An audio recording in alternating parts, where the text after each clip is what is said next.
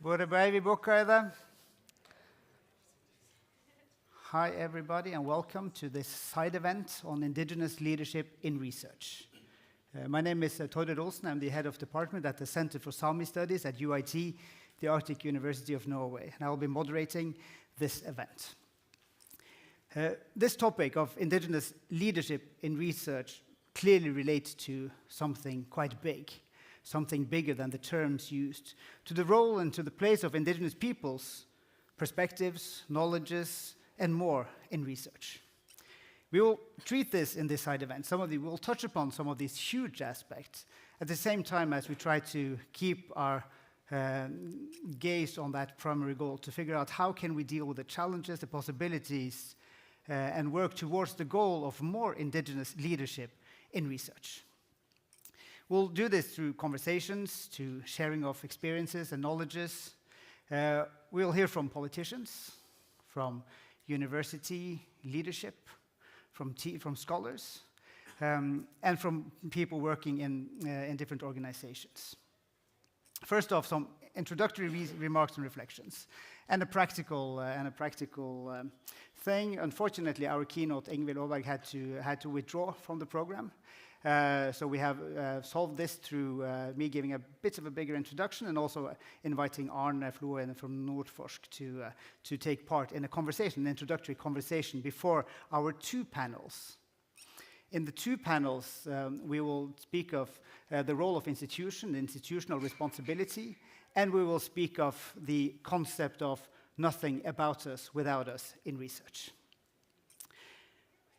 Still, I'd like to give a brief introduction to this topic of Indigenous peoples and Indigenous leadership in research.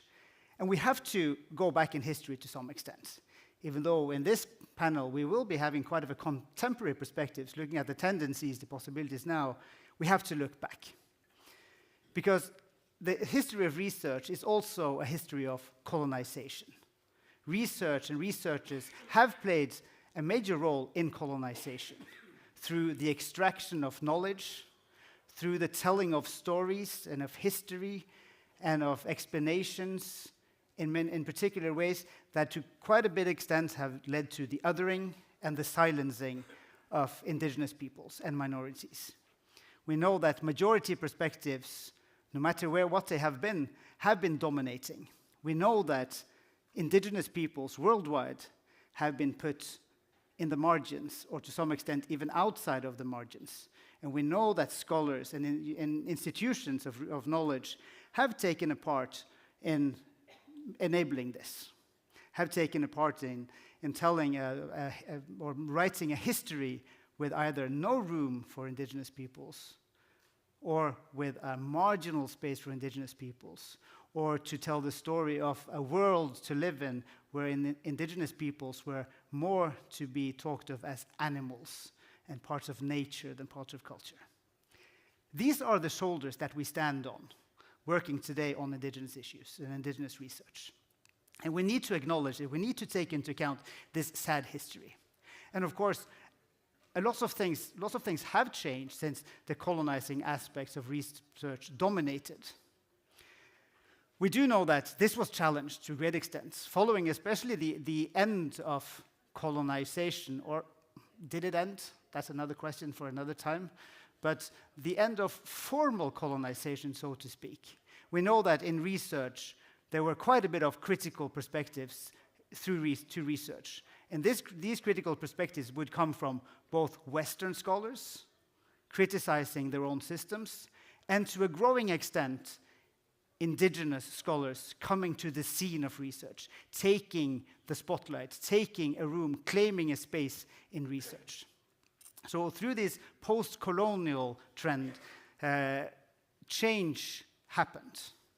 New perspectives, or old perspectives, if you want to put it like that, became not only possible, but also were given priority to a greater extent. Alongside feminist studies, black studies, and so on, we saw the emerging Indigenous scholarship coming to the scene, raising criticism both towards how research was done and what was researched. The critique of the dominant research perspectives on white men's role and importance in history and in societies were challenged. The stories of others were told.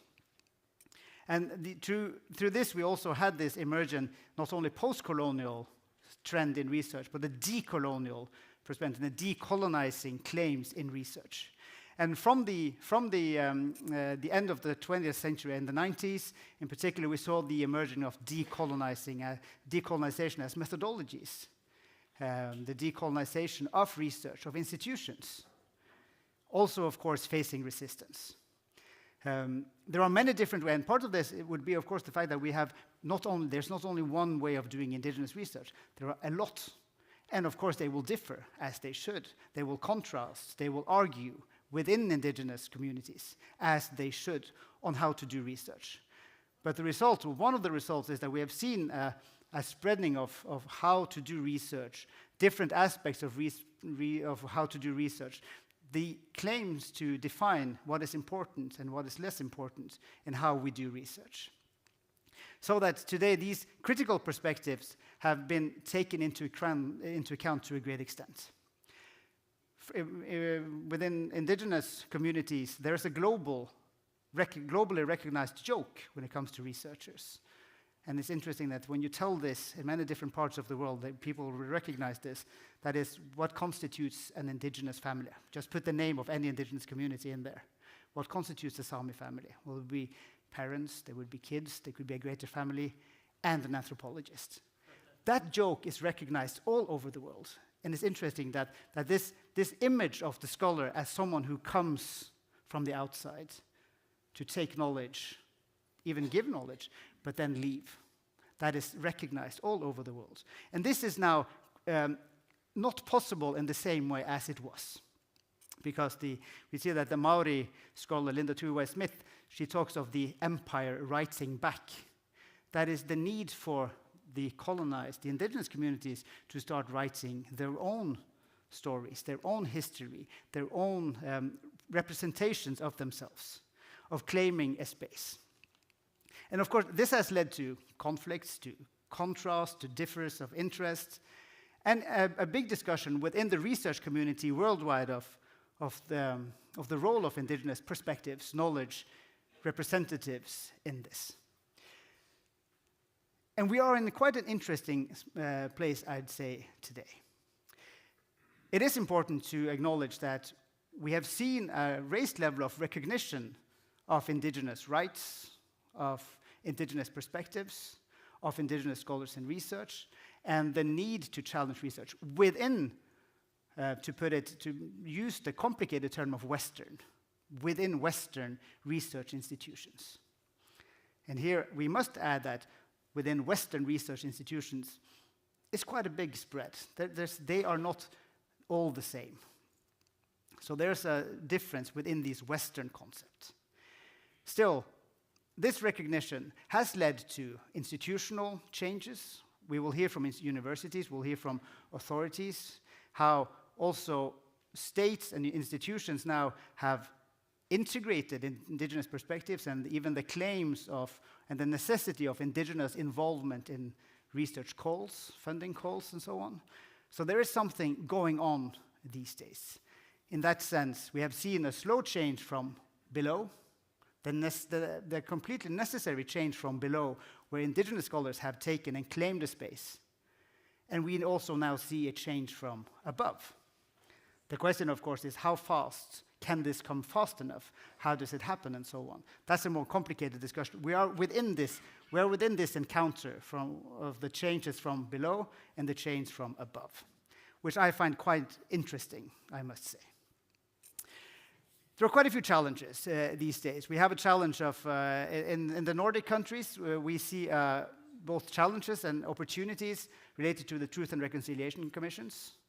Norway has had its Truth and Reconciliation Commission looking into the Norwegianization and the assimilation policy towards the Sami, the Kven, and the Forest Finns. Sweden has had its Truth and Reconciliation Commission regarding the Kven, Lantalaiset, Tornedalians, and they have their commission regarding the Sami ongoing. On the Finnish side, there is an ongoing Truth and Reconciliation Commission working on the assimilation policy towards the Sami. And of course, this connects to the more global experiences of Truth and Reconciliation Commissions from both Canada, from Australia, from Greenland, and so on. So this is part of where we are. And we know that universities, research councils, other research funding institutes, states are now, in the Nordic countries, figuring out what do we do with this? How do we answer to these challenges given to us from Truth and Reconciliation Commissions?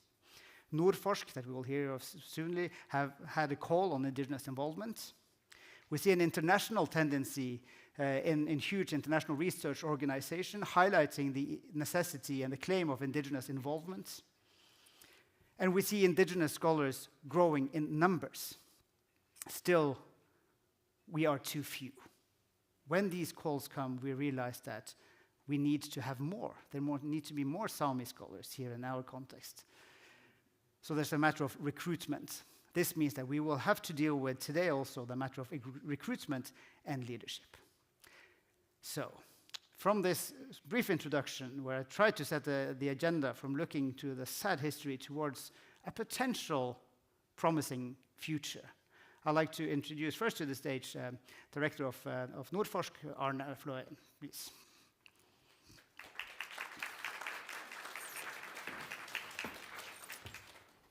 Welcome.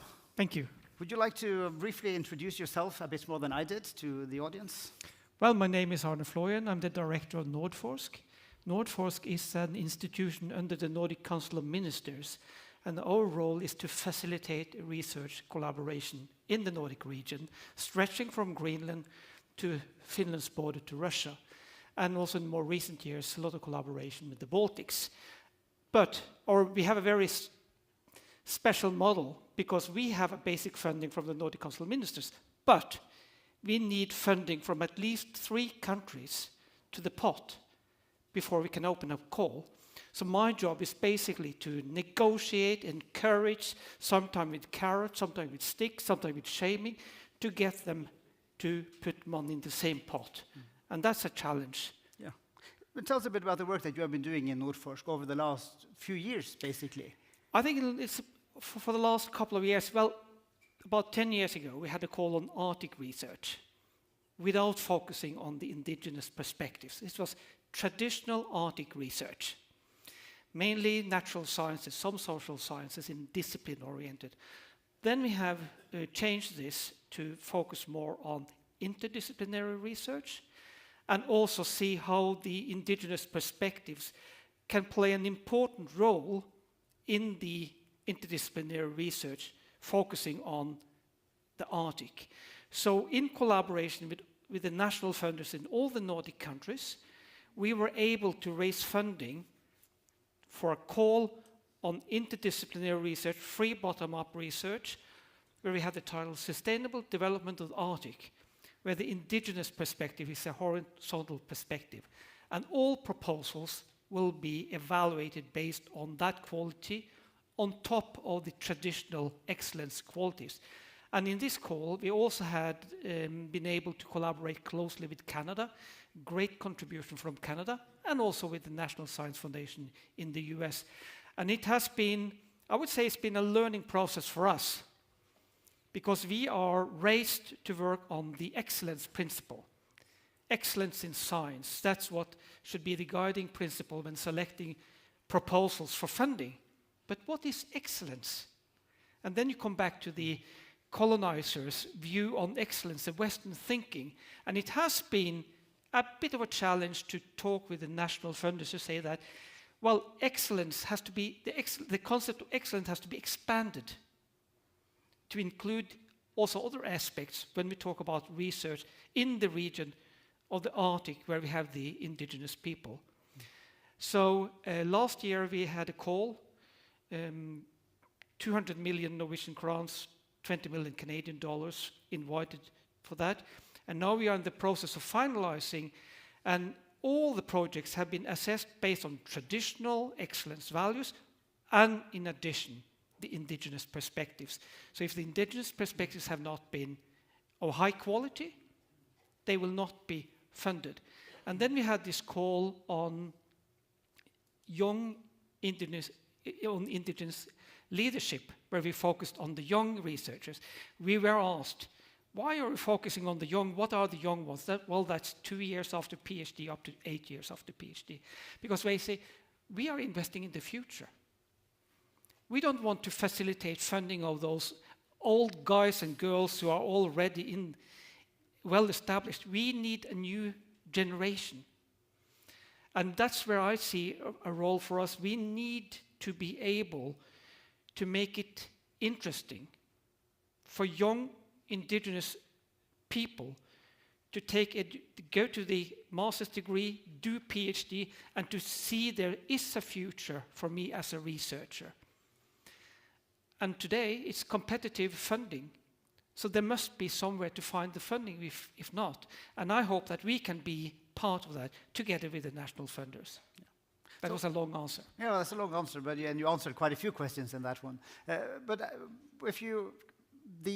What was the amount of interest that you got from this call? What was the reception that you got from research environment, from indigenous institutions or from other institutions working within indigenous research? Do you see a tendency in that reception? Well, if we look at on the Arctic research, I think we saw that it was very traditional research on the Arctic. First, they had to find someone to work on interdisciplinary. And some are very mature and had already networked with the indigenous groups. Some had to find them. I think that has been a challenge for the researcher. For that call, we had about 200 pre-proposals. So that was quite a lot, because we will end up funding 8 or 9. So the competition was very hard. For the networks, we had 12 proposals. I think it was 11 eligible, and we could fund 3.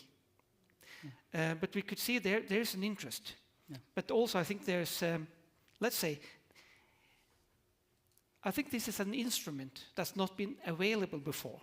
Yeah. So you haven't had they had time to form the networks.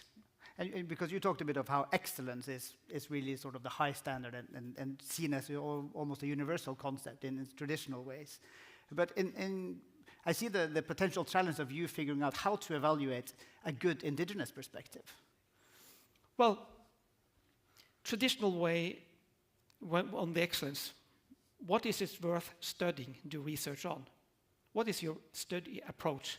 And then you have the methodology, and then you look at the excellence of the research or the quality. But of course, when you bring in the indigenous perspectives and have to look at that, that will be what is worth studying, your approach, and then definitively you're challenging the methodology. So what we brought together, let's say, the experts on the traditional way, but we have been able to find international experts on indigenous research. So they are in the panel together with the others and, let's say, discussing. Do you see where do you see comes after this? Do you see Nordforsk following up on this, doing something new? What would be your ambition? Well, yes, we have the ambition. We are actually trying to get a Scandinavian call on Sami research with funding from Finland, Sweden, and Norway, because since Sápmi is covering 4 countries, well, Sápmi is covering areas in 4 national states, and all funding of research is organized by national states. So we were trying to get funding from the 3 national states together with us, and so far it's very positive from Finland and from Norway. Sweden is not so keen on that.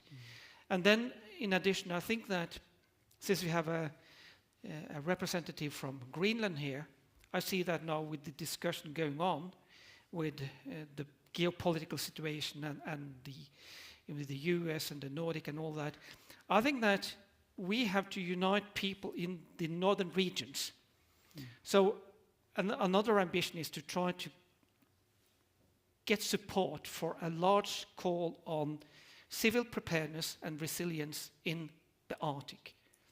Bringing the people together, because if you bring researchers together, then you will also facilitate collaboration with institutions and other groups of people. So research can be a a tool to connect people, not only the researchers, because it will have the rings of water spreading. Interesting. And I think this is a good transition to move on to our next phase in this event. So thank you for now, Arne. And I would like to welcome to the stage the first panel of, if Aya could take this race, and Jan Gunnar and Ivar, Maren and Liv Inger, if you could take a seat.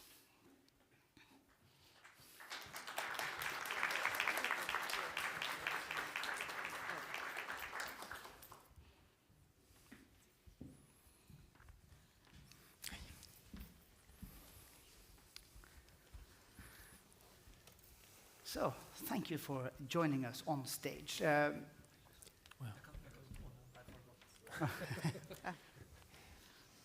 More sound needed. Politiker uten lyd ingen politiker.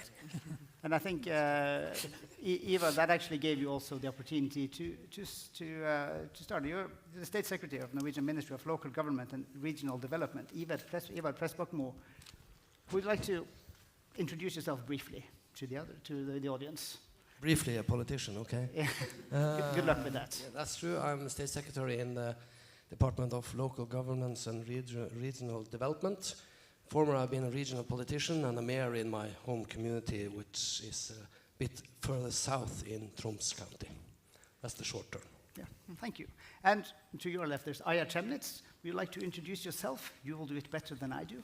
Yeah, thank you. My name is Aya Chemnitz. I'm a member of the Danish Parliament representing Greenland and the Greenlandic party called Inuit Ataqatigiit. I'm also chair of Arctic Parliamentarian and also a board member of U-Arctic. Thank you. And let's move here. Liv Inger, would you like to introduce yourself, please? Bores, my name is Liv Inger Zombie, and I'm now rector at the Sami University of Applied Sciences, or Sami Allaskola. I have been there for 1.5 years. My background is also that I know very well 2 countries. I grew up in Finland, so I'm always comparing between the countries like Finland and Norway. Me, myself, I have been working as a journalist for many decades and also covering indigenous stories worldwide. That's briefly about me. Thank you. And Maren, please. Yes, Bores, my name is Maren Benedicte Nystad Storslet. I'm a member of the Governing Council in the Sami Parliament in Norway with the responsibility for language, education and research. And from an indigenous perspective, it's also important to say where you're from. So I'm from Gådegeitno, which is the northern Sami area here in Norway. Thank you. And finally, my boss, Jan Gunnar, would you like to introduce yourself? Yeah, Boris. I'm Jan Gunnar Winther, pro-rector at UiT, the Arctic University of Norway. Thank you. So this first panel will be taking as a starting point what we have spoken of already with the past that we had and the transition towards something new. And we have had institutional accountability as the heading of this particular panel, where we're going to look into how these institutional aspects and of recognition, of ambition, of strategy come into play. And as you can tell, we have different levels and kinds of institutions here. So there's a chance to look into different aspects of this. First off, the first topic I've considered the era that we're in an era of truth, recognition, and reconciliation of indigenous communities. And first off, let's start on the political side of this. Maren, would you like to tell us something about this, what's happening on the Norwegian side of Sápmi and the Sami Parliament's work towards this goal of reconciliation and recognition? Yeah, I can do that. So, as you perhaps know, the Truth and Reconciliation Commission in Norway released its report in the summer of 23. And last year, both the Sami Parliament in Norway and the Norwegian Parliament reviewed the report. And I would say the report provides a clear picture of the assimilation policy and colonization and the consequences of this for the Sami people. And I would also like to say that there is a lack of public awareness of this issue. So I would say this report contributes to raising awareness. However, during the Sami Parliament's when we were working with the report, it became clear that more research is needed, since we are talking about leadership, indigenous leadership in research, particularly on the consequences of assimilation, racism, and colonialization, both on individuals but also at the social level. And this includes understanding how these factors affects people's health, mental health, the opportunity to succeed in life, and also living conditions. So therefore I'm very pleased that there is research funding is now being allowed to this field, because it cannot be the case that we have received a report and consider the reconciliation process complete. It is only now the reconciliation can begin, and we need also more knowledge about the consequences and work on the reparatory measures. And I would also say that the report also clearly highlights one of the consequences is that there's a lack of trust in government and public institutions from the Sami society. And I would also say that universities and researchers also bear a responsibility in this regard, as you said in your introduction. As much of the research conducted on indigenous peoples in the past has been done from an external top-down point of view, often based on racist attitudes and without any involvement from the indigenous communities and without benefiting the communities being studied. So although there is a shift in this mindset, there remains likely, so I would say that we are in an area where we are challenging the truth, because in research we are searching for the truth, but then we have to ask whose truth are we telling. So we are in a time where we're challenging the truth system, I would say. Yeah. And let's then move on to one of those representatives of what happens in Norway and what should happen in Norway. I mean, Eva, you're part of the government in this, and so tell us a bit from the government side of this, of truth and reconciliation and the relationship to research. I would like to start with the fact that I'm born and grown up in this part of the world, in the northern part of Norway. And that means that if you have been aware about your surroundings, you get quite a big understanding when you read the report, you see the stories or hear the stories, and if you then combine them with your own upbringing and your experiences, it's a strong story.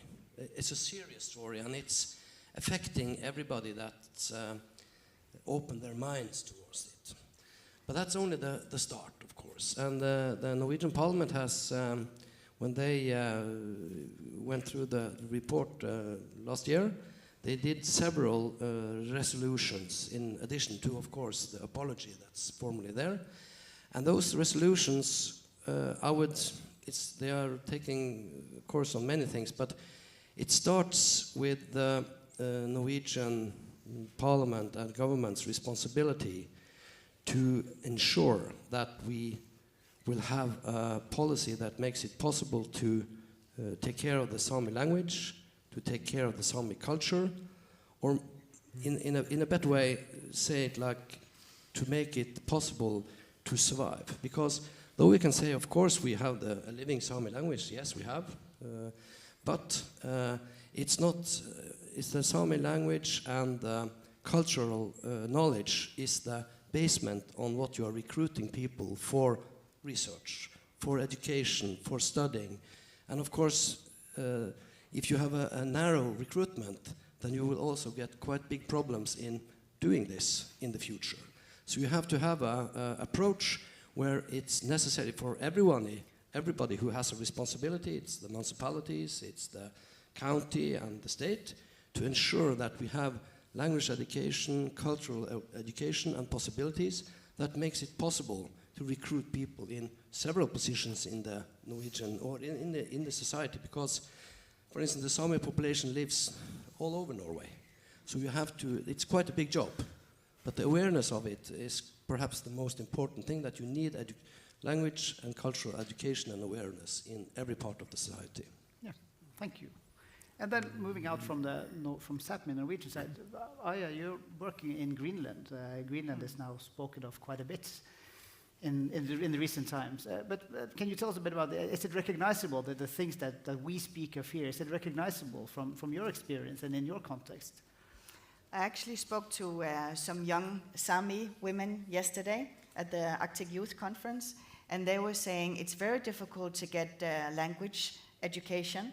So I really think it's also very important to be very truthful, also from the government, of course, that of course all these nice words and but we also need to push the government, also parliamentarians, but of course also NGOs and so on, in order to make sure that this is not just words. We have a saying in Greenland which is nothing about us without us, and for us it's very important that all decisions that are about us should also include us at the table. We should have a seat at the table, but also have a very clear policy on what we would like. So I think truth and reconciliation is something that all indigenous groups are going through in different forms. I think it's a great inspiration for a lot of us. So we actually had a meeting yesterday at Arctic Parliamentarians, and we were talking about the Norwegian side of it, because it's very important for us to understand the different processes, because then we can inspire each other in order to make sure that we can hopefully stand stronger, because I think there's so much more that we need to do, and truth and reconciliation is an ongoing process. It's not just a commission and a report, but it's really ongoing work. It will go on for many, many years. We just launched this action plan against racism against Greenlanders in Denmark. And I really think having stronger words and also breaking the taboos of what's actually happening is really part of saying what used to happen is something that we won't accept in the future. And when it comes to research, I think it's so important to say that we might not be that many, but the knowledge is so important. The indigenous knowledge, the traditional knowledge is so important. We just had an open call recently on this huge area focusing on research. And just one indigenous researcher at the University of Greenland was contacted 17 times. So when you're the indigenous person, and sometimes it's also tokenism, to be honest, I think it's important to give both the power but also the money to the indigenous, instead of having too much research about the Arctic outside the Arctic. We need to make sure that it's also fulfilling the needs of the people living in the Arctic. I think there's so much, especially science research, that has to do with everything that's going on in the Arctic. And I think even, I was actually asking the University of Greenland, and they were saying there's too much science research. And I think even the whales have research fatigue. They're tired of, so much research about science and so on. What about the people living there? And when we say nothing about us without us, it's really engaging the people, because the people are so important for the future. And Greenland is open for business, but we're not for sale. Thank you. Thank you. And I think this is clearly, you point towards some of the dilemmas and challenges that we will return to clearly later on. But I will move on to the academic side of this, and Living Ed also, I think you have a comment to this, but tell us a bit about both your comment, but also to what your institution does and how your institution answers to these tendencies. Yeah. I can start with the Truth and Reconciliation Commission, because I was member of this commission, and we worked really hard for 5 years. While we were doing and while we were working, we saw very early the lack of research about so many important topics, also including the people, livelihood, consequences of Norwegianization and assimilation. And also research in Sami language, or in Sami languages, and also other research. What we did see that a lot of the research about the Samis, they were done by non-Samis, the majority perspective. And we decided very early that we want to go out and to talk with people, meet the people, and interview and also have conversations with them about the consequences of Norwegianization and assimilation. And believe me, it was very tough. It was hard to have these conversations that were so important for the Commission about the total language collapse in many areas in Sápmi, about the traditional knowledge that didn't have any value, about the struggle taking education, about the struggle going to a boarding school and how you managed after 9 years. I had also my flashback because I was at the age of 7 years old sent to boarding school. I was at home only once between August and December and once between January and April. And I can't remember if I went home after when it was spring. So in one way, all these stories and all this research that we haven't done about the silence topics. And regarding Sámi Alaskola or Sámi University of Applied Sciences, I'm very proud of those who have been working since 1989, and also the way they have decided that how they want to develop this institution. Our main language is Sámi language. It means that we have Sámi as administration language, also in as a teaching language, but also, which is important, research language. And we have actually, our staff, they are from 3 countries, from the Norwegian, Swedish, and Finnish side. And we have also students from all 4 Sámi countries. So our institutions, and we are also accredited as Indigenous institution by World Indigenous Nation Higher Education Consortium. And that is very important because we have to always keep in mind we are doing our education, our research, it has to strengthen the communities. Thank you.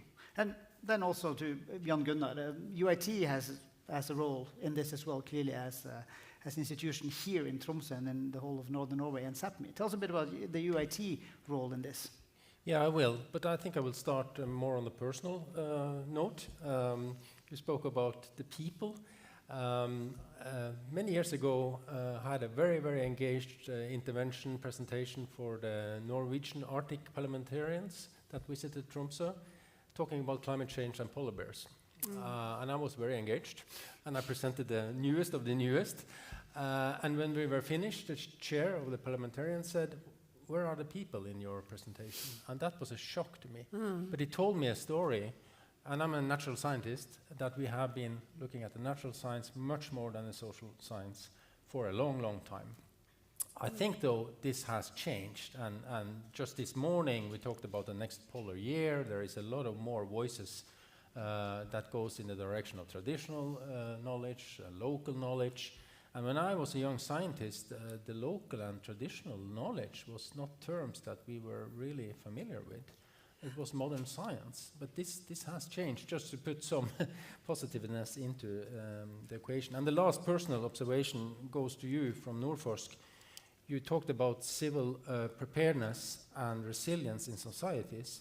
And that's quite an interesting dimension, because in the world we are living now, we really need the people in the north, living in the north, and as much as we can in harmony and interrelations and collaboration within one country and across borders, to actually have good societies that are also resilient and robust. But from the institutional side, I would like to say that we are the northernmost university in the world. We feel very committed and responsible to take action on the findings in this work by others, the Commission. We had the 2 members in the Commission. In Norway, we had a secretariat, and we have also in our strategy, and this is paper, I know, it needs to be implemented, but I quote from the strategy of the university, UiT is going to be the leading university on knowledge and communication of Sami and Kven languages, culture, art, and society, and on the interrelation between the majority and minority society.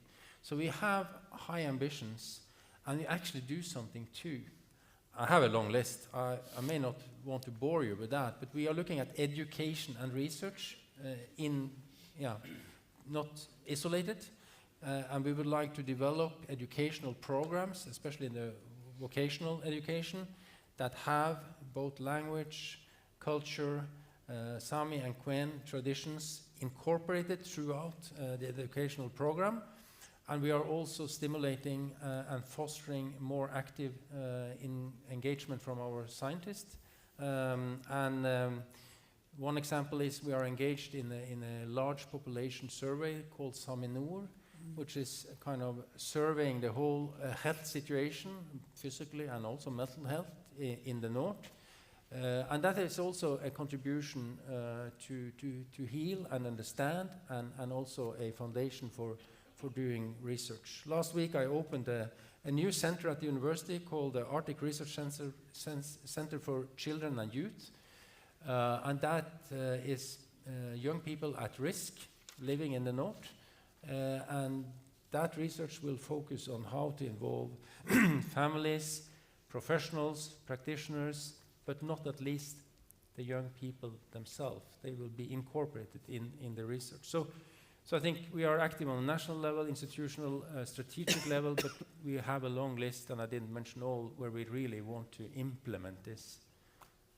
Yeah, thank you. So now we have heard strategies and ambitions on quite wide to quite wide extent. So the question now would be then, what do we do, and how do we work to promote also, I mean, indigenous research? That is one thing, knowledge, education, but also leadership. From what we have spoken of so far, we see that there is a growing interest, there's a growing recognition, the ambitions are quite high. So still we know that when it comes to indigenous leadership, this is it's a field that is not big yet. The topic of indigenous leadership in research is quite newly talked of in our context, basically. And still, there's something now we need to do. So this challenge goes to you all. Aya first, what can we do? What should we do? I have a very concrete example of, we got this big fund for research in the Arctic. It was at the Danish Ministry of Education. And there was an open call. But then I found out that the overhead administration was only for the Danish universities. So this was the leadership from the Danish universities, and it could be done both in Greenland and in the Faroe Islands. And I asked a question to the minister, because I thought that's strange, because we would like to have indigenous leadership as well, and not just be, someone who, you can take the indigenous and then you can have the projects. That's tokenism. But I think it's better to have the leadership from Greenland. So we actually succeeded in getting the overhead administration to the University of Greenland too. So I think that's a very concrete example of how we should also look into the systems and the structure of how we're doing different projects, and change that in order to make sure that it's also about following the money. It's also about making sure that it's the indigenous that are actually leading the projects, but it's also based on the needs in the Arctic instead of the needs outside the Arctic. Thank you. And others, I was wondering, Maren, in your case, I mean, you're an indigenous leader. I was curious, have you received any kind of education to become a Sami leader? Is there a program to become a Sami leader? It depends how you see it. I often see that some youth, they have to take responsibility because there is a lack of others doing it. So you learn by doing, and that's also, it comes from the Sami way of learning. You learn by doing, but I did take my degree at the university here in Tromsø. But I have also had some course at the Sami Alaskola. But no, I did not go to a program for like being an indigenous leader. And also doing my experience in these two kind of different institutions, where you have Sami Alaskola, which is a Sami and indigenous institution, and everything was done in the Sami language. I was doing my exam in the Sami language, and yeah, it was like in a Sami context. But here in Tromsø, it was in Norwegian, and I was asking if I could do some of my exams in Sami just to see how they responded, but it was not possible because they had a lack of people who could like do the exam and understand Sami language. Yeah. Levinger, does this sound familiar to you, these tendencies, these stories? if I can start from about how we start with the Sami youth and how we are actually having a very good program which is called the Sami Pathfinders, Samiske Veivisere. It has been for 20 years. And those who have been the Sami Pathfinders, we are finding them now in the main roles. They are the new leaders in the Sami society. So in one way also that we are, from Sami Allaskola, we are very proud of what our Sami Pathfinders, those who have been Pathfinders and they are chosen for 1 year, what they have done during 1 year and what they have achieved. So yes, it's good. But also another thing, the Sami Radi, Sami Council, they have a program now which is called the Sami Leadership Program and or network, and I'm also part of it. So we have just started. So we are going to have a program for next year's gather. It is leaders from Norwegian side, Swedish side, and Swedish side of Sami leaders. We are going to meet 3 or 4 times each year, and this is kind of a leadership educational program where we also are talking about what shall we do so we can see the development as expected in the Sami society. And Marin, you were also one of the Sami Pathfinders, and many others here, they have been Pathfinders, and now we're finding them in the head or main roles at the Sami Parliament and also in Sami Council and many other organizations. But I think it's interesting how also from both Liv Inger and Maren, you're saying that to some extent Sami find themselves all of a sudden as leaders, almost by coincidence, because there are no others, or because you take on one role and that leads to another and so on. So the question is, how can we institutionalize something like this? And I was wondering, Jan Gunnar, and I think when it comes to scholars also at UiT and on the sort of within the Norwegian system, Sami scholars and others working, not only Sami scholars, but working within Sami research. And how can we ensure that we promote leadership also in this? Yeah, I don't think it's one answer to that very big question, but I think by being very structured and throughout an organization have that focus in every kind of dimension is one way of approaching that. And I think we have a capacity issue here. I mean, how you break up the world within the indigenous people, there might be a capacity issue. People living in the north is a capacity issue. Small Norway in the world is a capacity issue, and you can continue like that. So I think one key thing for success is to join forces and really work together and foster the best talents. And so that's one thing. And then this is describing maybe a linear trend change. If you have a real problem and you want to make something with it more extremely than just having a linear change, you need to take into account other means. And money is a strong tool.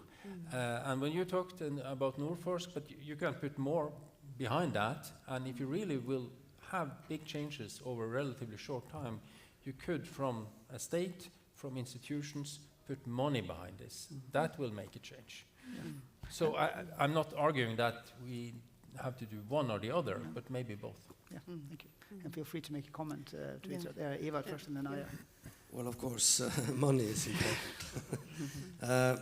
And I would like to say that in the context of that money is important and focus is important, it's also a matter of the strengthening of the institutions like the Arctic University of Norway, Nord Universitet, the Sami University of Applied Science, to make sure that the resources are sufficient enough that you have that possibility to develop both the study programs, both the networking and so forth. It's one important thing. But of course, and it may be a little bit boring, but it starts in earlier, because you need to have people that are taking Sami language education from kindergarten and upwards, and you also have to make sure that it's possible for adults to get Sami education or language education, and the awareness and the knowledge of traditional knowledge. And all these things together is the ground for how you both can recruit people talking in Sami or other indigenous languages in the hospital, in the municipality, but also teachers and researchers. So I would say it's important to make sure that the possibilities are there and that the resources are so focused that you catch them and you also can become a leader in indigenous. But of course, I have no leader education. I'm no leader, but of course I'm a leader because it's also a matter of possibilities. During your life, during your work life, during your education, and that's quite an important part of recruiting people for leadership. But of course, maybe someday there will be a business school of leaders for indigenous people. What would I know? But of course, you have to get the base foundation on many enough people knowing the culture, the language, and so forth. That's the basic, and we have not the basic in place yet. That's important for me to say. Thank you. Aya. Yeah, I think it's great that we have more and more youth programs. I think it's very much project-based, so that's one of the vulnerabilities about that. So I think maybe also looking into the structure, and actually when I was talking to the young people yesterday at the Arctic Youth Conference, we also had a debate about could we do more as Arctic parliamentarians, and one of the things I'm looking into is could we have some kind of a youth council? So when we, for example, have consultation with Indigenous peoples organization, it would also be interesting for us to have youth engagement and a youth voice within the work that we're doing. I think advocacy training is very important. I think negotiation is very important. So many decisions about the North is still made in the South, and therefore it's going to be so important to have strong representation when you talk to the South. And in order to make sure that you know how to negotiate, you can get more results for your home country and for the area that you're from. And coming from Greenland, coming from Nuuk in Greenland, and we're only 56,000 people, and you just feel the obligation, you know, to bring, to take on leadership in order to make sure that the future of Greenland is something that is hopefully better for the upcoming futures, for upcoming generations. So I really think leadership is something that a lot of us really feel strongly about, but having much more structured leadership courses would be great in order to make sure that you stand stronger in negotiations with the South. Thank you. Martin. Yeah, from the Sami Parliament side, it's very important for us to secure the Sami perspectives and leadership, and also funding and building capacity. And you've all been talking about funding and also the recognition of indigenous knowledge systems and languages in research and higher education. And you were saying that a lot of the work being done is like project-based, so we need to secure funding for research projects for institutions like Sami Allaskola, but also other institutions like UiT who are doing programs that affects the indigenous communities, that affect Sami peoples, because one is the research we are doing for our own societies, but also all the education and the programs that are not like for Sami topics, they are also affecting our societies because they are the future decision makers and working in different kind of fields, that they also need to have a basic knowledge about the Sami society, history and culture. But we need to build the capacity within the research field, because as Livinger said, there is so much that is not been researched on, and we need this information to build on our society. And it's very important for us as decision makers to know about the society we are making decisions for. Yeah. Thank you. Livinger. Yeah, and also from Sami Allaskola perspective, the funding and also the economical situation. It can be very tough, and we also need what is called the good ved. It means that we are able to have dialogues, meetings with the politicians in Oslo, and to tell them about our needs and which direction we are going to. But actually, there is one problem, what I see, where we work very hard It is how to motivate the youth to take education. We know that in the next 5 or 6 years, there will be very few Sami-speaking teachers. And there is a huge need because all those schools in Norway, Sweden, and Finland, all these children who wants to learn Sami language as second language, we need quite many new teachers. So we are now looking at the possibilities, because we have one way to do it is that we will manage, and that we will try to get a very good success with those who are starting to learn Sami, nybegynnere, those who are beginning from the scratch, and then to educate them. And on the other hand, I'm using more than 1 year when I'm looking for researchers to Sami Allaskola. I'm having conversations, dialogues with them. What about if you can come from a bigger university to Sami Allaskola, because we need your expertise, so we are able to be in the future a Sami university. So we are using quite a lot of time to communicate with researchers and also with those who are doing PhD in Norway, Sweden, and Finland. What about that? How are you coming so you can give something back to the Sami community? Because the Sami community, they have their needs. And that's why we also have started to have meetings with the mayors. I'm going to have meetings also with mayors on Finnish side about the needs in Sami society, including that they're taking education, they're doing their research, and also why research is important. Thank you. And then Jan Gunnar, and we'll see how the transition. Yeah, I just wanted to say that I support everyone that voiced about building up the youth. You said maybe it's boring. I think it's maybe can sound boring, but it's very clever, because that's an investment for life. So, and we, of course, we have a special responsibility for the higher education. I just mentioned one project that also shows that UiT is looking at, let's say, non-so-traditional ways of doing this. This year we have hired a school ship, Statsråd Lemkuhl, for 2 months, sailing from Nuuk through the Northwest Passage all the way to Anchorage. And on board there will be youth from the whole world. But there's a red thread and a backbone in the whole educational program on board is that we will have culture, tradition, history, indigenous students, and also seniors that can give wisdom about the Arctic region. And that will then be a soundboard is the whole world. So I think that's one concrete example. Then I wanted to bring in one other perspective, and that's to maybe to grab the opportunities that comes. Less than 2 weeks ago, a white paper in Norway on total defense came out. And for those you have, of course, read into that, there are many observations to make, but one is on food security.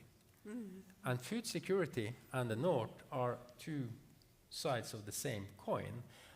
And we have a lot to offer in a total defense perspective on food and on other things, of course. But that is, in a way, an opportunity. Maybe you could say for the wrong reasons, but anyway, it's a contribution to the greater society that we in the North can make. And that will be very much appreciated, and that will also build stronger societies and more glue between Oslo and the North, if you use Norway as an example. So I think being aware of the new things that are coming up and take them in a positive, constructive way, and adding to the region, but also adding to the greater kind of national and cross-border resilience. And you could probably take that to Greenland, the same example, and other places too in the Arctic. Yeah, thank you. And now we will also soon have the transition to the second panel. So, and Livingen and Maren will stay seated. The rest of you will. But first, I would like to ask all the three of you one important point that you'd like to have the audience to bring home from this. A short point from each of you. But Aya first.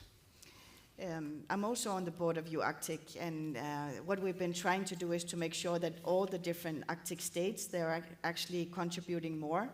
So I think student exchange, but also exchange of professors, for example, is so important between the different Arctic states in order to make sure that we can inspire each other.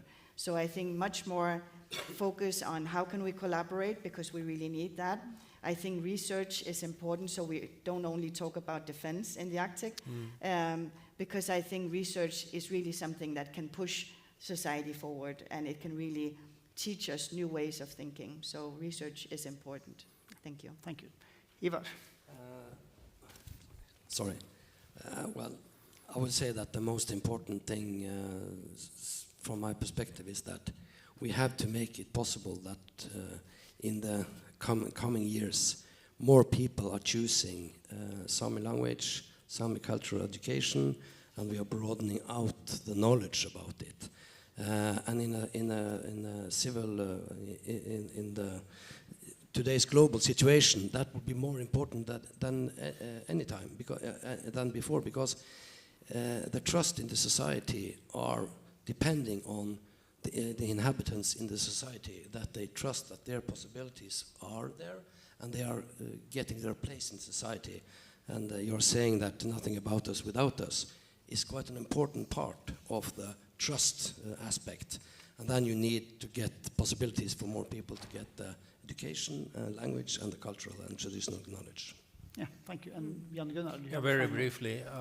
I think one thing that we haven't talked so much about is the just transition. I mean, societies are evolving and developing, and it can be green transition, it can be a total defense security development, can be other things, but it needs to be just. And that is also rest on knowledge and facts. So I just would bring in the just perspective into this panel. Thank you. And this means that I'll give a hand to Aya, to Ivar, and to Jan Gunnar. Thank you.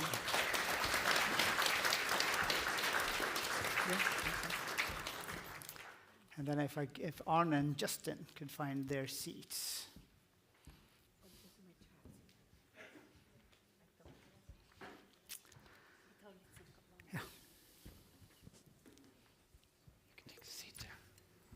We'll have a small watering session up here, so you have a half a minute to breathe until we move on. Vill dere ha vann, eller? Ja, tack. Ja. Just tack.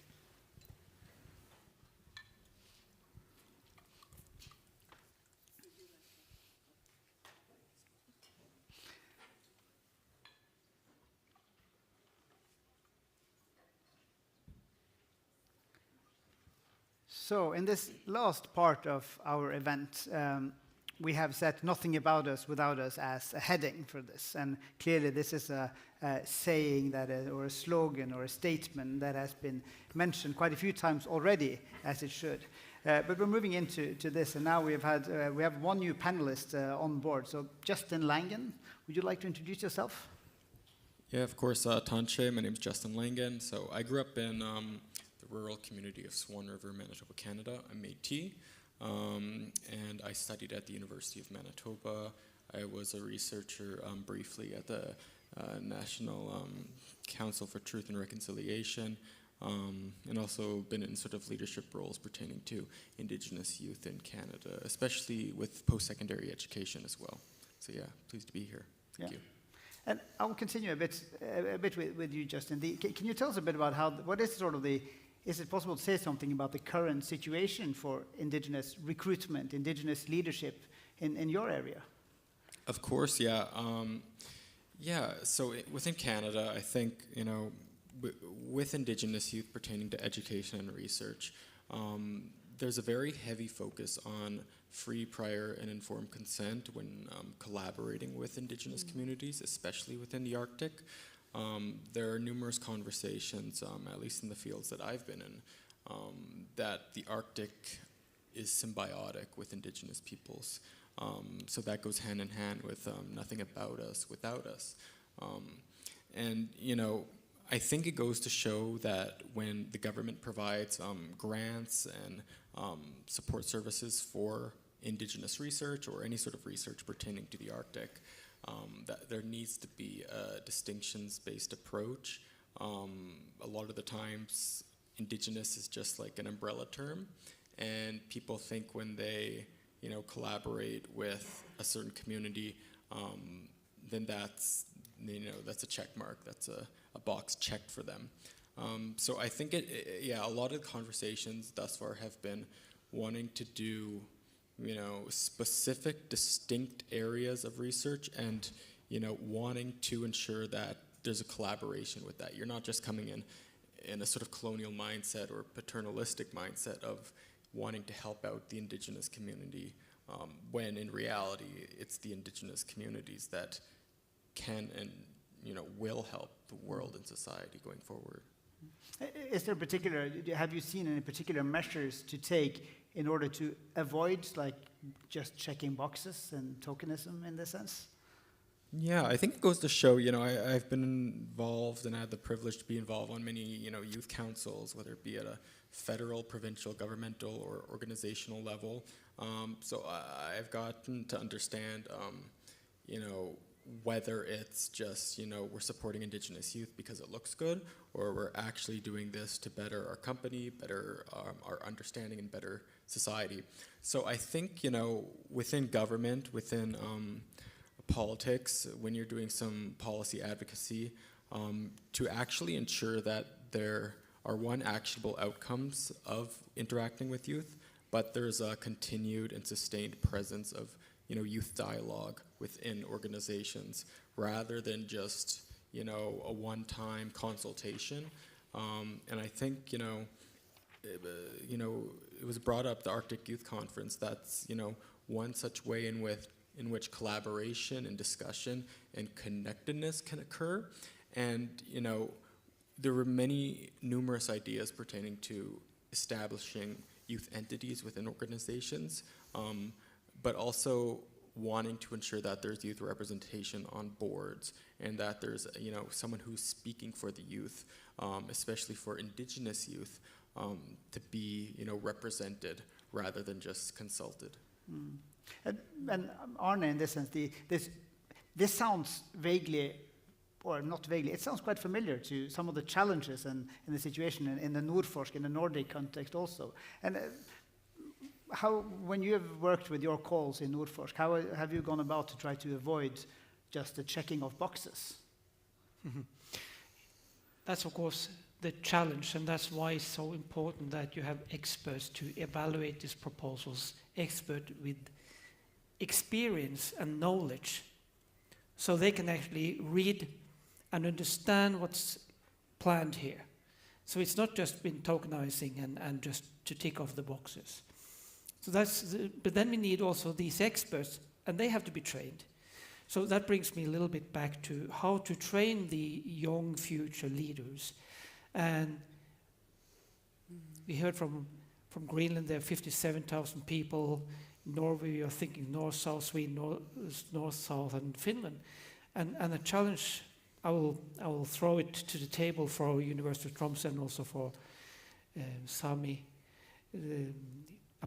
University of Applied Science, that why don't we develop some sort of research leadership school, like for the doctoral students, because all doctoral programs have electives, where you can choose some electives.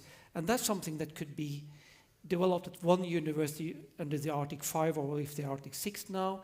So actually, those students who are interested in this topic in special, they can do that as, let's say, 15, 20, 30 ECTC or something like that. Because this is a way to get the new leaders. I can say that when we were selecting the project for these Indigenous leaders, the young leaders, of course we can't ask for ethnicity. Mm.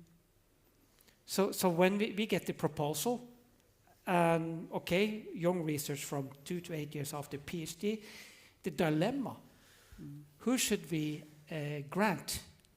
Because we can't, we can read the proposal, but do we necessarily train the right people?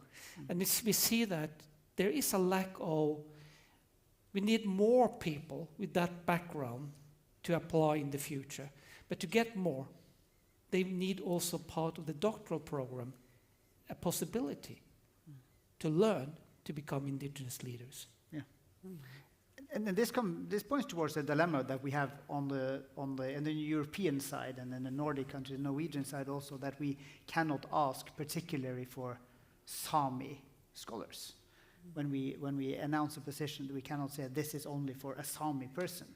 And at the same time, we have an ambition to recruit scholars from Sami communities. And this is a potential dilemma. And I think perhaps in the Sami University of Applied Sciences, that's a bit different because you have the language demand. But at the same time, how do you see living it in this case? How can we solve this dilemma? How can we go about of recruiting more?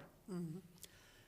It is a challenge about recruiting more because, as I said earlier also, that as an example, that those who are taking master's degree in Sami language, they are so popular that they will disappear before they finish their education because the Sami institutions, they need these experts who are good in Sami language. So in one way, we are saying to our students, please hold on, don't leave us. You have to finish your degree and then go forward. So we see that there is a challenge, but there's also a challenge about at Sami Allaskola that we don't exclude anyone in one way that if there are non-Sami researchers who they have learned Sami language, they are now our new professors also in Sami language. So in one way that as we see it, that those who are coming to us after 3 years, they have to teach in Sami language and they have to do the research also in Sami language. But I see also what this challenge between the Sami institutions is that we don't have enough. It means that we are always having this kind of I won't say that we are stealing. It means that those who are looking for new jobs, they have the possibility to choose where do they want to work. So we see it as a very challenging from Sami Allaskola because we would like to have more of the young people who will continue with their PhD projects. So we have this Tutkiskola, Sami Research School, which is a good collaboration between UiT and North and Sami Allaskola, that how we are going to strengthen the Sami societies in the future. But let me say this way also. I went to an institution and met some young people, and it's Sanag in Karasjok. I was so impressed the way they talked, the way they were working, and I was asking them, what about if you also can continue with PhD projects? Because we need those all over in all the institutions in Sápmi. So we are, in one way, we have now about 10 who are now working with different PhD projects, but we need even more. So, and also how to collaborate with the other institutions, including Lappi University and Umeå Universitet and Mitt Universitet. And the problem is also, or not the problem, but the challenging is also with the languages, because we have Northern Sami, Lule Sami, and South Sami, and when we go and look towards the east and west, then we have all the other languages also. My heart is bleeding but when I see that we have quite many coming from Russia to Sami Allaskola to study Sami language, that they have to study Northern Sami instead of that we can give them courses in Kildin Sami. Then we could have been strengthening the Sami society in Russia also when the situation has normalized again. So there is always this big question that what can we do so we can get more students to come to us? What can we do so we can have more researchers? And also how can we fund it? And what are the topics? Because there are so many topics. There are really many, many topics that are uncovered. And also research in Sami language. Yeah, thank you. Maren. Yeah, we were talking about the youth taking the lead. And this is something we see in Sápmi. And also in history, if you see the history of our parliament here, the Sami parliament here in Norway, it was Sami youth demanding their voices to be heard. And that's something we also see today if you look at the Fosen case. There was also Sami youth taking the lead, and actually their actions it was after their actions that the Norwegian government would say that, I'm sorry, but here we are violating the human rights of the Samis in Fosen. At the same time, we are talking about how to get these youth to take a higher education and be the leaders in research. And we have to work with recruitment, but I think we also have to see and look at these institutions and the program and ask, are they relevant for our youth? Because in Sápmi we see this gender gap also. There are more Sami women taking higher education compared to Sami men, and if we look at the numbers in Norway, there is quite equal. And we don't have the knowledge of why is that? And then I want to ask that, okay, we have these institutions, we have these programs, but are they made for our societies and our needs? Do the Sami youth today choosing how they want to build their future see that these institutions are for them and how they want to build their future and their future society? So I think we have to look at recruitment, of course, to give them positions and so on, but also to look at the programs. I know, like Sami Alaskola, they are working to build on more programs, but that's also then a question of funding and capacity building. So I think we have to look at these things together, that what are our needs and how do we work with capacity building and recruitment. Yeah, thank you. Justin, I'd like to ask you, this nothing about us without us saying, in your context, it's quite, I know that's quite often used in your context as well. How does this go when it comes to collaboration? Is this now widely accepted also amongst majority society and representatives, institutions? I think it is like 50-50. There are many more youth councils and youth inclusion than there ever has been, although the quality of those, inclusions, that could be discussed further. But I think when it pertains to collaboration, it's very much, is this space made for me? Is this space, safe for me? Because, I always struggle with the notion of a lot of colonial areas wanting to include indigenous peoples while, discounting their own indigenous wisdom and their own, traditional ecological knowledge within their institutions, within their communities, I should say.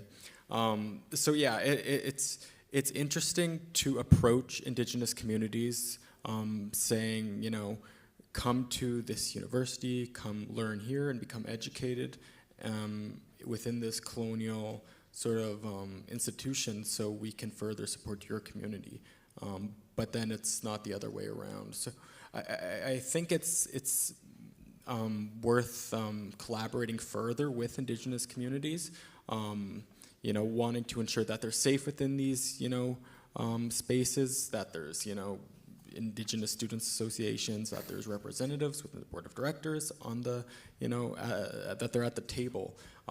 But I think it goes further that these institutions have to actively engage with communities, actively engage with rural, remote, northern and Arctic communities, and ensure that, they understand the distinct languages, they understand the distinct cultures of, those peoples, and that it's reflected within the walls of the institution. Yeah. Thank you.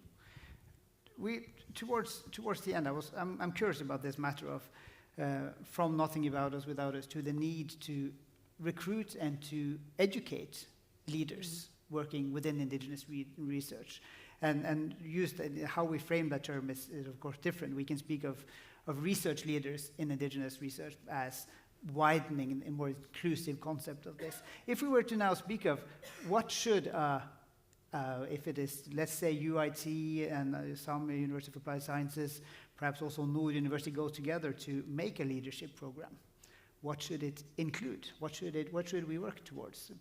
Let's do a brief round of something to put into such a leadership program. And well, Arne, I think I will start with you.